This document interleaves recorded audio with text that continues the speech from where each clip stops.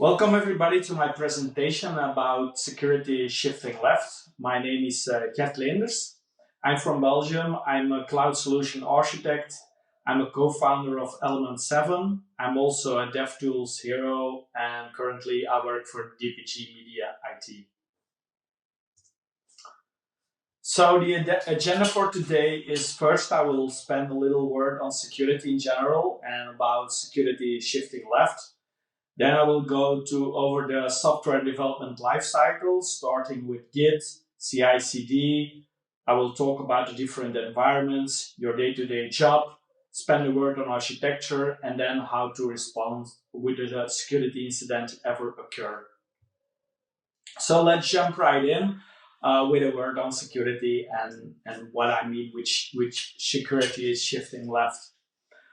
So the first thing I want to stress is security. In general, we see three big parts in it. That's prevention, detection, and response.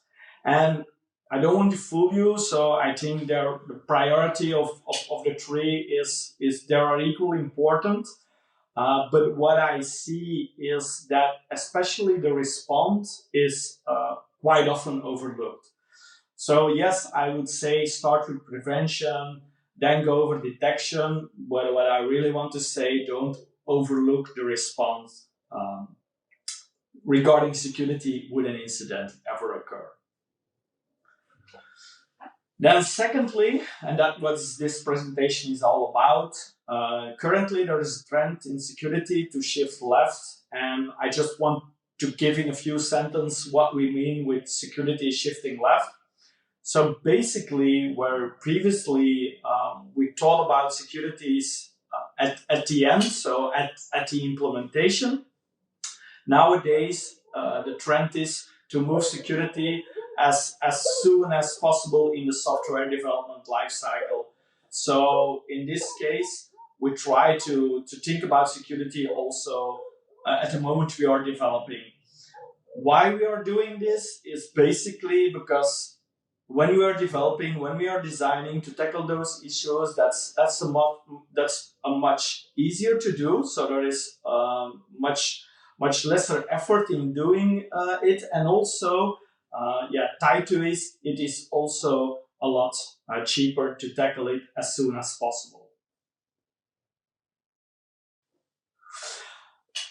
Now, this thing with shifting security left, it is also, for me, it's also tied to, I would say, ability to run it. So I think most of you are probably already familiar with ability to run it, but ability to run it, it's a term Werner Vos at some point brought up. Basically, what it means is that you as a team are responsible not only for the development of an application or a service, but also for maintaining it, operating it. So the complete life cycle, you as a team, you are responsible for it. Now, this requires for a team to be cross-functional. So not only you need developer skills, but you need also the skills to operate stuff and deploy it, all those things. Now, with a little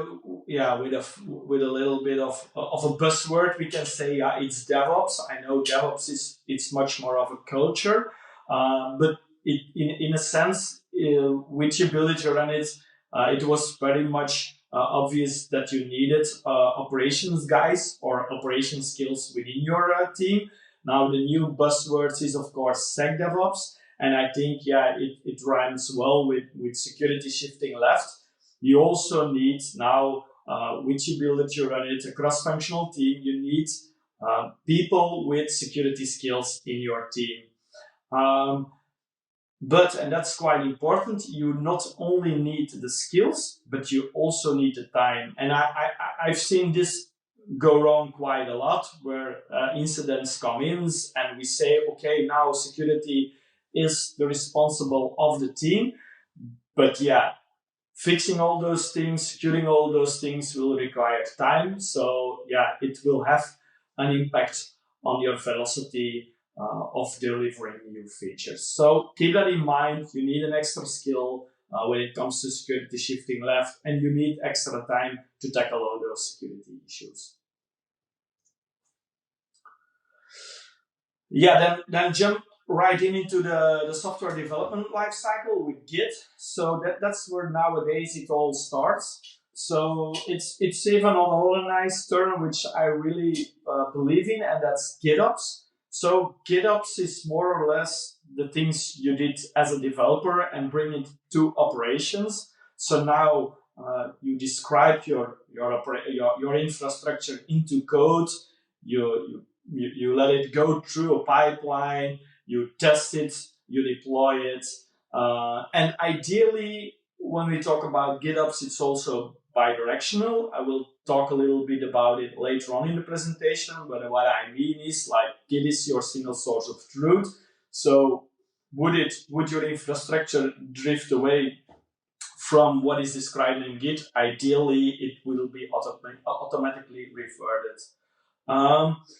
But what I want to focus on in Git is, and what I try to make obvious in this picture is that Git is also a potential backdoor in your infrastructure now, especially when everything is described in infrastructure as code. So you see it in the top. So as a developer, you push your infrastructure as code, your pipeline picks it up, and then your application and your infrastructure gets deployed. And where I also went wrong in the beginning was that I was a bit lazy and I gave my pipeline administrative access in the sense of like, hey, what can go wrong? It's just a pipeline. But if you think really true about it, and I think I made it very obvious in this picture as well, because you're describing your policies, your roles, all things in EIM, but also most of the time your DNSs in infrastructure as code. Would somebody acquire access to Git? He can just if you don't follow, and that's the most important takeaway in this slide, if you don't strictly follow the least privilege principle, basically, if your pipeline is not strict enough, you can change everything in your infrastructure as code. And then you can think of like, hey, maybe you can point this DNS site to a phishing site, or you can just, inject new roles, inject new users, and you can immediately create a huge backdoor using access to Git. So really, when it comes to pipelines, follow the least privilege principle. And then secondly, and I think as a developer, we're also very familiar with those things. We all have our own tool set. What I would advise is do the same for your infrastructure as code. Take all these tools and somebody, that's why I included links, somebody made like a really good list of all the tools which are available. I don't list them all here because in my mind, everybody will just take the tool set he likes the most. So it's not one fits for all. So here are two tools that I tend to use to enhance the security of my infrastructure as code. But I would really advise go to the repository and pick your tool set to try to only commit secure codes into Git. The next thing, if your code is into Git, next thing which is in the list is the CI/CD pipeline. So get this code out of Git and then deploy it into your infrastructure as code. A first thing I want to say about pipeline design is limit your attack surface. On the left, you see that there is an option, for example, to totally contain your pipeline within an AWS account. On the right, you can see that it's also possible to take your pipeline out of the AWS ecosystem and use, for example, GitHub Actions. Do I say that it's impossible to make it secure if you take your pipeline out of AWS? No, you can really make it secure. But for me, taking your pipeline out of AWS, you always create an extra attack surface. So there is always this extra attention point. Personally, I use AWS Code Pipeline, which is totally contained into AWS, but you can do pretty much the same with, for example, Jenkins, and just host it completely in your AWS account. So if you take your pipeline out of AWS, just keep in mind that there is a possible extra attack surface you created. Secondly, and I think this one is very important, is when it comes to security, pipeline design, strive to be evergreen. Evergreen, what is evergreen? It's just a term to say like, hey, all the dependencies you use the latest versions, because a lot of time with all dependencies, there are a lot of exposures and vulnerabilities which are just there waiting for an incident to happen. How does this links to pipeline design? Well, there are some nice tools available to do the dependency scanning in your pipeline. So as soon as you commit something, the scanner will just scan your dependency tree and figure out if you're just using the latest version. And if you're not, it will also give you advice about, hey, this one is outdated, new version here, things like that.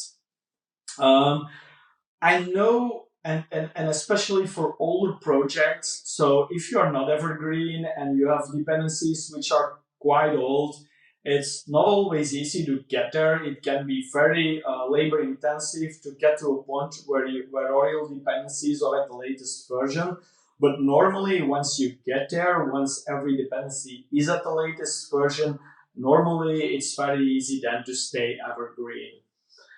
And then the last thing I want to say is, it can also happen that even if you are at the latest version, a dependency scanner can say like, hey, there is a vulnerability detected in this dependency. You're already at the latest version, and there is no known fix.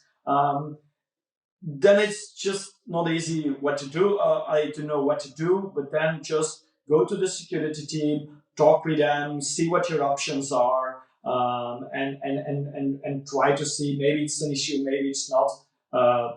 Main keep away. If you see things happen like that, talk to a security team and see how you can tackle those issues as well. Another very interesting pipeline I find myself, and I see it in a lot of teams, is what I call the self-maintaining pipeline. So basically, what is it? It's a pipeline where the first step is looking to the infrastructure as code of the pipeline itself. And if that is changed, update your pipeline. And I think by seeing this slide, you already see where I'm going through. And that is when I come to the first principle, I said like, hey, apply the least privileged access to your pipeline, and why that is important. Even if you do it and then you have a self-maintaining pipeline, the funny thing is then, if somebody again acquires access to Git, he can just say like, hey, update my pipeline and give it augmented rights, so that I can do all the bad stuff that I want to do. And I was not able, because you followed the strictly the least privileged principle. So with the self-maintaining pipeline, there is a danger of having someone acquiring to Git and change your least privilege principle. How did we tackle it? And there are different ways, and I'm not saying it is always an issue, but if you have a self-maintaining pipeline, please be very cautious. The way we tackled it is that we have a separate flow just to update our pipelines or maintain our pipelines. Basically, we have in every pipeline, in every Git repo, we have a make update pipeline script, which relies on CloudFormation, but it requires you to just authenticate yourself, and then you can run it on your local host and update the pipeline. And there we just avoid the risk of somebody changing the pipeline rules by by acquiring access to Git. Next, I just want to spend a little word on different environments. So development, test, acceptance, production. And I just want to do it with what I call a close encounter. So at some point we had a security issue, and I will just explain what happened. So first of all, we have these production accounts, which is everybody familiar with, and then we have, let's call it, non-production account. Could be test, development, acceptance, or non-production account. So basically, we very much secure our production accounts, and then, yeah, at least for us and what I see with a lot of developers, we are most of the time a little bit more relaxed when it comes to non-production accounts. So normally, again, I say normally, in those non-production accounts, there couldn't be any sensitive data. Now, in reality, it turns out that sometimes, for example, there is a data-related issue in production, or you just want to do a load test, and then we all have this reflex of just saying, hey, let's, for a short period of time, copy this sensitive data into the non-production account and do all these tests and troubleshooting and stuff like that. Now, it should be, if you do it, it should only be temporarily, but a lot of times we just don't forget to do the housekeeping. And so in this case as well, what happened at some point, somebody copied the whole production database into this non-production account, and yeah, it stayed there forever. And at some point, somebody figured out that, yeah, this non-production account was compromised and a lot of data was stolen. Now, that's all already quite a bad experience, but it didn't stop there because, again, we are very much more relaxed in this non-production account. So what happened there as well is that we didn't have any access logs. Because it was a non-production account, yeah, we didn't care too much, so we had no access logs at all. And in the end, what turned out is that for us it was just impossible to do the root cause analysis because there were really no logs in the whole account. So we didn't have a clue of what was taken out, how far did they go, things like that. So it was really a hard lesson. Of being too relaxed into a non-production account. So again, treat every account the same. So even if there is no production in it, have your logs, have all the security patches, do everything you do in production also mimic it in a non-production account.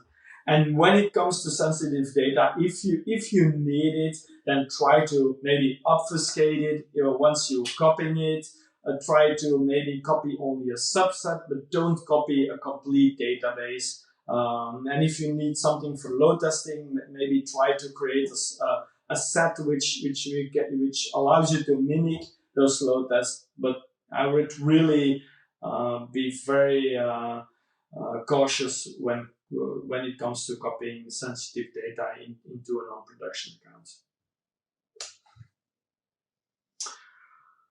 Then we come to your day-to-day job and how you operate things regarding security.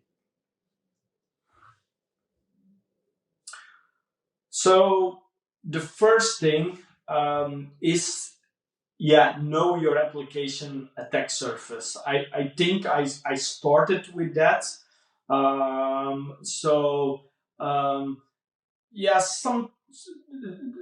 Especially everything which is in a normal flow and which is facing your end users. For most of us, that is very, very obvious. So immediately when we think about security and when we think about our application, we think about DDoS attacks and SQL injection. All those things are, for most of us, are very easy to imagine. The things which are a bit harder is all the things which are not that obvious and which I talked about. So somebody could gain access to your Git repository. Or yeah, it could be Git, but most of the time you also integrate with a lot of other tools. Could be an IDP, could be just another software as a service, but which has a lot of access rights within your application. So really think about your applications and try to imagine all the entryways which are possible, and not only focus on the end user facing part of your application. Now, secondly,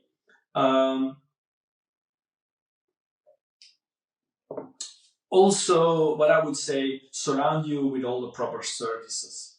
So there are quite a lot of security services in AWS, and I've tried to embed most of those into this picture, but even in this picture, it doesn't contain every security service in the AWS. Allow me just to briefly go over them. So the one which is probably familiar to all of you is the Web Application Firewall and the DDoS protection. So AWS Web Application Firewall, and for DDoS, we also have the AWS Shield. You have also Enhanced Shield, would you ever need better protection against DDoS. Then quite a new service is the AWS Firewall. I don't use it a lot, but yeah, it's just handy to know that it's around. Would you ever need it? Then one of my favorite tools is the AWS Security Hub, and I will talk very much in detail about that one into in one of the next slides. And then if we go to the left bottom, you see AWS Macie, which is there which can do all kinds of nice analysis on the data contained into your bucket regarding sensitivity. Then for EC2, there is a very nice service, which is the AWS Inspector, which I will also tackle in one of the next slides. And then a really nice part is that's AWS GuardDuty, which is intrusion detection, and that works on all kinds of logs which are gathered in your account. So we have AWS CloudTrail, which it's a no-brainer to enable, but it will also work on the DNS logs and on your VPC flow logs. So it will just listen on all that data, and through machine learning, it will just try to detect anomalies. And then last but not least, that AWS Detective, with an incident, a security incident ever occurred, that's your tool to go towards root cause analysis. So a word on AWS Security Hub. You can call that one the cloud security posture management tool of AWS. And basically, AWS Security Hub, it's an umbrella service for some other tools. So there is the System Manager, there is the Inspector, the Firewall, the EIM Access Analyzer, there is Macie, and there is GuardDuty. So it will just help you to enhance your posture towards security on the cloud. And the nice thing for me is how it does it. So there is a little bit gamification that you see on the right. So there is a security score, and this will trigger you to indeed try to bring up your score as high as possible. It will do this through two rule sets. This I can show you in the next slide. So Security Hub has all kinds of benchmarks, which will allow you to increase your security posture. So it does this by rule sets, which you see on top are also ordered by severity. So the things with the highest severity level will be on the top, so that you really know where to focus on. And then you can really drill down and go through all your resources to see, like, hey, where is this where is this vulnerability, or what can I improve regarding security, and on those benchmarks. Now, it's a very nice tool, but what I want to stress, and that's what I've learned, is that it's not all that obvious. And what I want to say, I want to explain that with an example. So you see, one of the nice things that Security Hub advises is to enable EIM authentication on your databases. What this is that it will just avoid using usernames and passwords to authenticate with your data for your database, but it will give you a way so that you can rely on tokens, which is much more secure. The thing is, so the rule just say like, hey, enable EIM authentication on your database. And in the end, it's just as easy as ticking a box. So you can tick the box, enable your database for EIM authentication, and your security score will just go up. Now, and that's what I want to say here. You should think twice and try to imagine, yeah, what is the risk that I'm trying to avoid in here? And that is really avoiding username password authentication to the database. And that's the thing. So ticking the box is only half the story, because in the end, it just enables the database to make use of EIM authentication. But what is not that clear, or for a lot of people, it's not that clear that you also need the other part. You need your application. You need to adapt your application to make use of this EIM authentication of RDS. And that is not, it's not a trivial, and it's maybe not that easy. So that's the bigger picture, and that's where the work lies in this. So yes, ticking the box is easy, your score will up, but in the end you achieve nothing if you don't adapt your application to make use of EIM authentication for RDS. So keep that in mind. Always challenge yourself when you're going over the list of the recommendations of Security Hub to see like, hey, what is the thing that I'm trying to solve here, and then think twice and see if even if your score goes up, see if there are other actions needed to really enhance your security level. Yeah, another nice things is there are for me there were really some really nice rules in Security Hub, and one is it will advise you to enable some log metric filters on your CloudTrail. And what those things does, as soon as something changes regarding security, so maybe a rule got added to the security group, or maybe there is a violation in an API call. So whenever things changes, and this works on CloudTrail because there it really has the trail of the things that which are going on, it will just raise an alarm and say like, hey, something has changed regarding security. When the alarm is triggered, it doesn't mean that you need to take proper action. If a security group has changed and you just change that security in your infrastructure as code, you just get these notifications and you know, hey, it was me who changed this thing, so it's totally normal.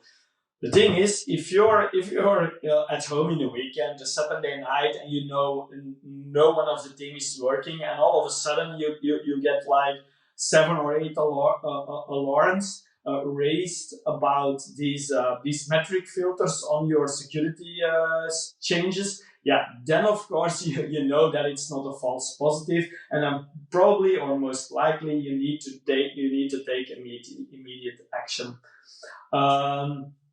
Now, what I want to stress a little bit, because it's also a service, I have the feeling like in my environment, a lot of times it's overlooked. That's the AWS chatbot. And again, here you can do some pretty nifty things.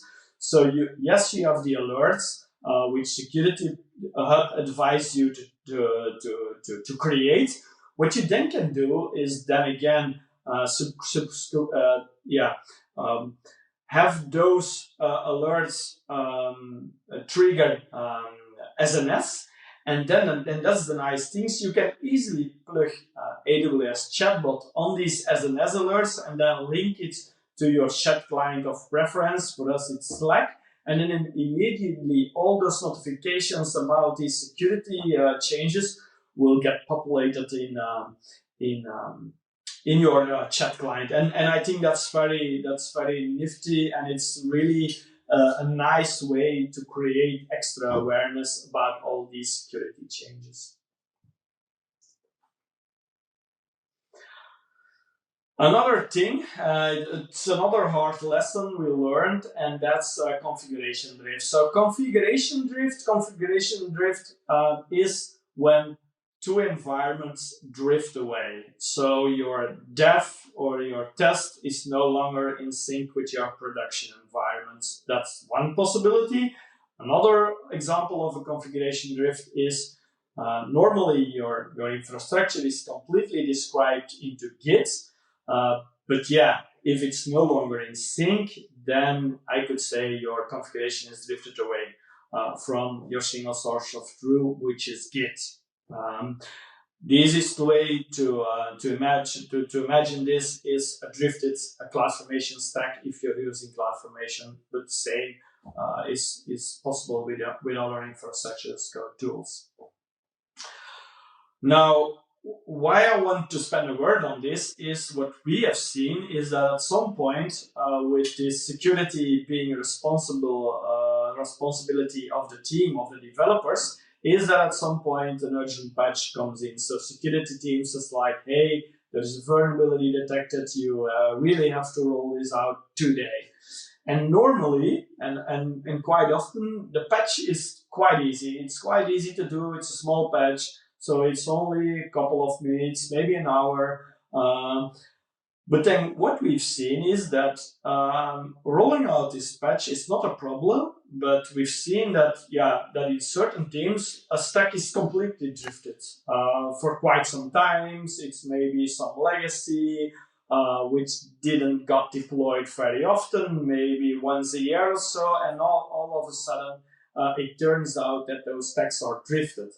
Now, the problem with drifted stacks is that when we are talking about drifted stacks, my experience learned me that we're then not talking about minutes or hours, but most of the times when we are trying to fix drifted stacks, what I've seen is that we are talking about days and even most of the time weeks. And then this is very painful. If you then get this urgent patch, which should be very easy to roll out, and you stumble upon a drifted stacks, which takes you weeks to fix, that's just not a lesson you want to get. So really look out with drifted stacks. In yellow, and that is for me what is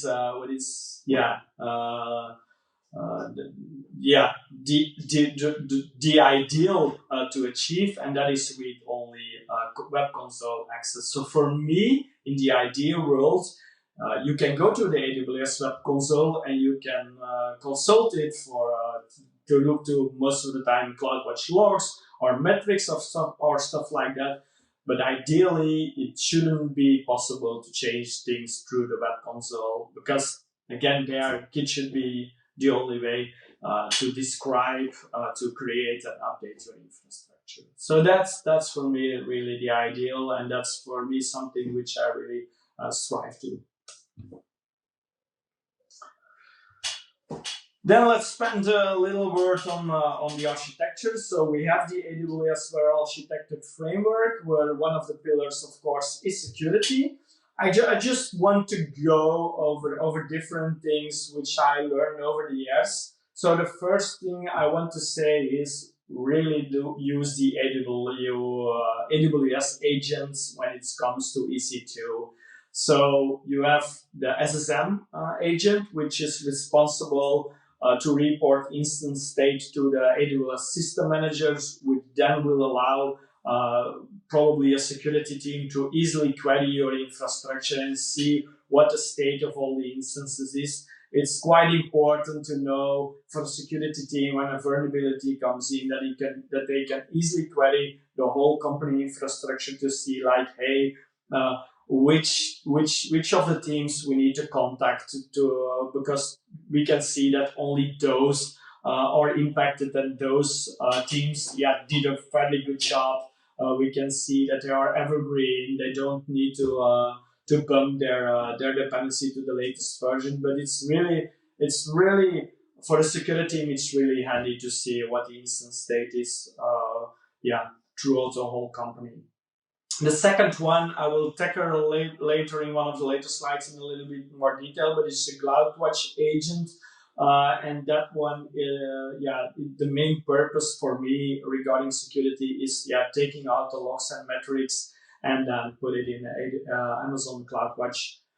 And last but not least, that's the Amazon Inspector agent, which I will tackle in the next slides, which will then report its security findings to the Amazon Inspector. So the Amazon Inspector, that's when it comes to EC2 and security, that's really for me a no-brainer. Have the agent on your EC2 instances, and this tool will really allow you to report a lot of security findings into the AWS Amazon Inspector. And that's also one of the attention points I will show, and you see it already on the top left of this slides. It can be very noisy. It can report a lot of findings, but let me explain a little bit that in detail. So two important things for me in the AWS Inspector agent. So how it works with different assessments. And I think the ones you see there in the slide in black, those are no-brainers. So the network reachabilities, the common vulnerabilities and exposures, and also the security best practices. I would just enable them and try to follow all the guidelines or all the assessments, recommendations that roll out of them. The one which you really need to think twice about is the SIS benchmark, because that's the one who can get really noisy. So if you enabled it, it can be very overwhelming, but because it will give you most of the time and most likely a lot of findings. Now, where I struggled a little bit with in the beginning was like how important are those findings, and that's why I talked a little bit with support, and they really said like, those you really need to think about, like what are you trying to achieve, and maybe you have already tackled issues on another level. Let me give you two examples of that. So the first one, it will most likely complain about enabling IP tables. And IP tables, it's more or less a firewall on your local host on the instance. But the IP table in when you're running on Amazon, most of the time you probably have, most likely you have security group, you have a network access list, you have the Amazon network firewall, and all those things are pretty much doing the same, but on another level. So if your security is managed on security group, network access list, and things like that, there is a big chance that you don't need the IP tables on the host itself. Another example with that is it will give a lot of findings about remote shell access, SSH, and stuff like that. And there again, if you already disallow completely in the security group remote access, or you're using something else like the session manager, then there is a big chance that you more or less can ignore those things about SSH because you already know you tackled the security issue on another level. Another thing I want to say, and that is for me an interesting pattern when it comes to the inspector agents, and that is on the left you see, I would say, for me it is in a setup where you have only like maybe 20, 30 EC2 instances, for me it's a no-brainer. Just it's easy, install the inspector on every instances, let it do its job, and you can just go over the findings. It's not the most cost efficient, but in a scenario where you have only a few instances, it will be very much sufficient, and it will not involve a huge cost. On the other hand, and that's what you see on the right, if you have a fleet of 1,000 instances, then cost can become an issue using the AWS inspector. But then the nice thing, if you have a fleet of thousands of instances, all relying on one or even a few golden AMIs, then you can do something pretty nifty, and that is you don't install the actual agent on the instances, but what you do is you take your AMI, and every day, every morning, or every 2 days or so, you spin up a new EC2 instances based on this golden AMI, and then you run the inspector on it. And then immediately when this inspector is giving you some recommendations, you know that all the instances relying on this AMI are impacted, and you can fix them, or you can fix the AMI immediately and roll out a new version of that AMI to all those instances. And there you really can save some money with adapting that pattern and not installing the agent on every instances, but just spinning up one instances on AMI every day and running the agent on it. I also want to spend a word on the mutable infrastructure. So mutable infrastructure, again, that's where your infrastructure is immutable. So you can't change things. So think AWS, think AMI. So you need to change something in an EC2 instances, then you make a new machine image and you roll it out. You don't open a remote shell and try to change things on these instances. For me, it's very important. It also relies to resilience engineering, case engineering, and you don't want instances to change while they are running. Why this is important? That way you can also avoid the need for remote access. So I think that's the most secure way of when it comes to remote access, completely disallowing it. Again, I know if things go wrong, you probably need logs and you need metrics. And that's why I said earlier, you need to install the CloudWatch agent on your instances. That way you can extract all this data out of your instances, put it in CloudWatch, and then consult it there instead of just trying to log into an instance and consult the data over there. Also, I'm a big fan of indeed not running your instances too long, so we kill them every 40 days. With extracting your data to CloudWatch, you still have a track record long after your instance is gone. But yes, I know, of course, sometimes it's just very handy if you can still log on to your instances, and yeah.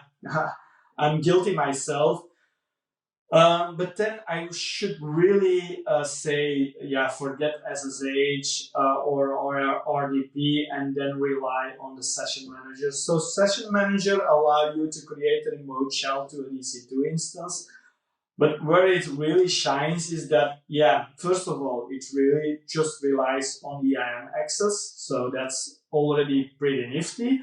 But then what's also very cool is that all the API calls are in CloudTrail, and that's really nifty. All the things that happened in your remote shell, you can persist them in either CloudWatch logs or S3, and also have those things encrypted. So encrypted at rest, and that's really nice. So then you really have a record of what somebody did in a remote session. What can be a little bit difficult in this scenario is that you shouldn't rely on the encryption of SSL, but you should do the encryption with the session manager, and then you lose the ability of using a secure copy.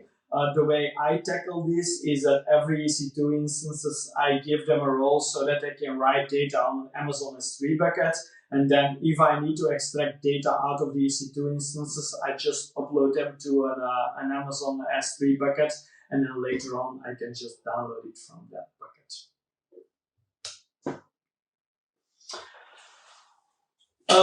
A little word on private link. So private link, that's basically something which allow you to keep all your network traffic privately.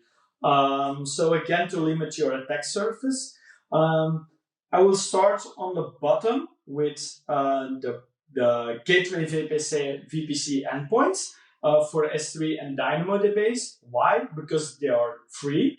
And they give you augmented security because they just keep your traffic privately, and they will give you a better latency for free, so no brainer. Then on the top we have the interface endpoints.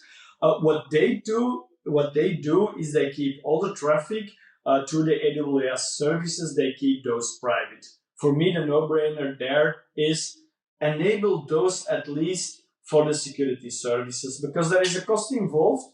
I would just say, at least for the system manager, the secret manager, KMS, EIM, and STS, just use the VPC interface endpoints.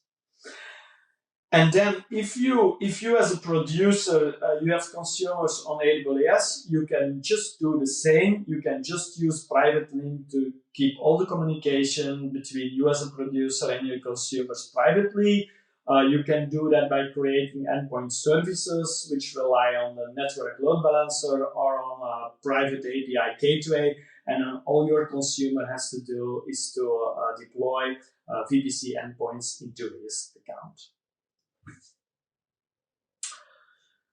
Yeah, then just to say that there are some pretty nifty stuff around in AWS, and that is prepared. So be prepared, and that is, nowadays there is a lot of fuss about ransom attacks where complete environments got encrypted and they will just ask for a ransom to just free your data.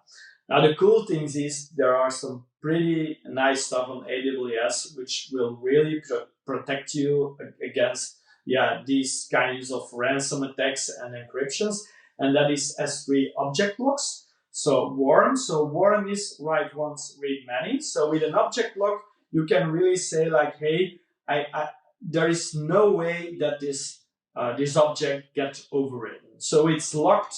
Nobody can encrypt it afterwards. You can pretty achieve the same with S3 versioning, where you can just still allow the deletion of an object, but not an object version. So every time the object is changed, a new version will be created, and nobody will be allowed to delete those good versions. Would somebody create an encrypted version, so then you are protected again as well. And then this is really quite fresh. On October the 8th, they released the backup file blocks. And what this is previously you had the backup files with, in my humble opinion, are already really secure. But these fault blocks will also make your backups again apply the Warren principle. So read once, read many. And they will also protect your backups against deletion. So it will just become impossible for someone to delete all those backups as soon as you create a lock on your vault. Yeah, I'm gonna wrap up. Only 10 minutes left. So how to respond, and that is what I've seen people, neglect this part a little bit, and that is like, I just hope you will never encounter a security incident, but would it occur, just be prepared for those. And then it's good to know, you should always know your recovery time and your recovery point of objective. Have a business continuity plan for your service, which should include a disaster recovery plan. The thing what I learned, and it was only recently that all these things were even in place, but the team was not familiar with it. So maybe, yeah, the disaster plan was only tested maybe a year ago. So there I would say, like, regularly test your disaster recovery plan, your business continuity, and there I would say perfection by practice. Every time you do the drill, you will get better in it. You will find some weak spots, and keep in mind, if something like this happens, there is a lot of stress. So if you have done it a couple of times, this will really help to know how to tackle those issues. So really have regular drills on business continuity planning.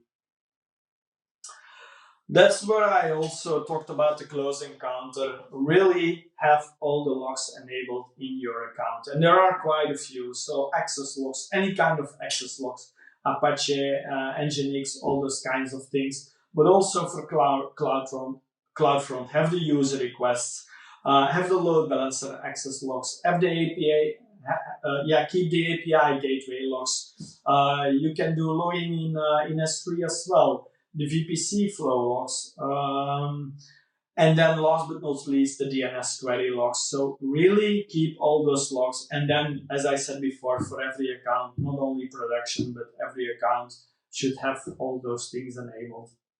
Enabling is one thing, but then again, the second thing is you should also have some retention policy for it using intelligent tiering. So this is an example I typically use. So in the beginning, you want those logs to be easy to query.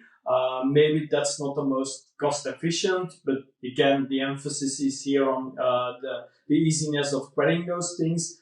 Then a second tier, maybe after from 40 days to 6 months, have them in something which is quite a lot cheaper, but then still easy to query. And then maybe after 6 months, till a year, then just put them somewhere where it's very easy to retain them, and maybe it's quite hard to retrieve them.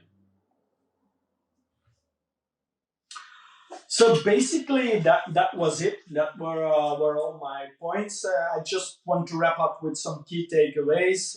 For me, one of the most important things is be evergreen. So keep all your dependencies fresh at the latest versions. Then what I said in the beginning, at the end, don't overlook the response phase. So keep all your logs, have fire drills, or know what to do when things would go wrong. Then one of the tools which is really nice is AWS Security Hub. Again, it's an umbrella for a lot of services. It will do a lot of stuff, but it will really bring your security to the next level in your AWS accounts. And then last but not least, be prepared. Always think about the worst things that can go wrong and try to prepare yourself against those things. So it would be a ransomware or everything encrypted would be very bad. But then if you still have all your backups, then you really have some way out. And there are some nice things on AWS which allow you to do those things. So try to bring them in place. So that was it. I've included most of the references in my presentations, and then all I can say is a big thank you. Thank you very much for attending my presentation.